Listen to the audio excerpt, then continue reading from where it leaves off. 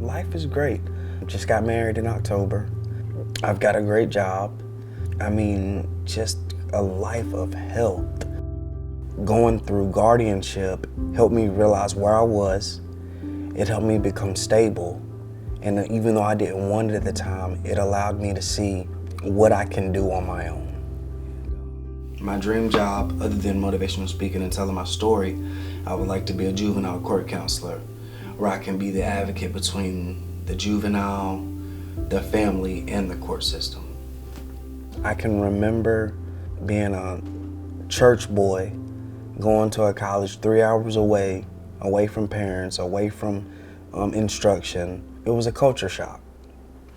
And I started smoking marijuana heavy and drinking and partying and not doing much schooling.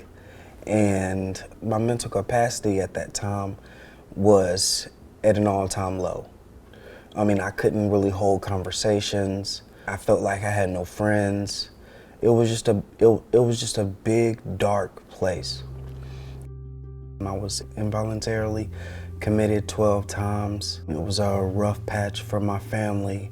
And really, my family didn't have the means to take care of me on the level that I needed to be taken care of mentally, so guardianship was the best option.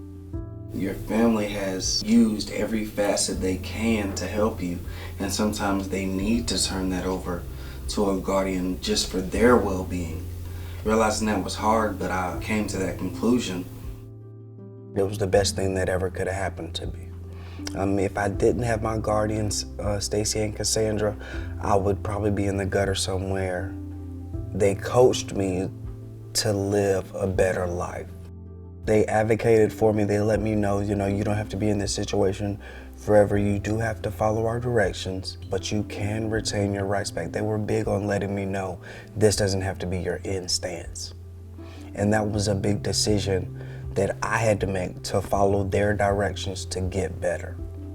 When you're mentally unstable, you don't think of, I need somebody to make these decisions for me.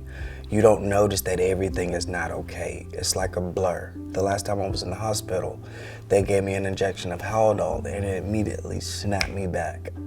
And it was just like something triggered. I was like, this is what it feels like to be normal, And ever since then, I've just always known that I need medication. Our culture tends to say you can pray this off.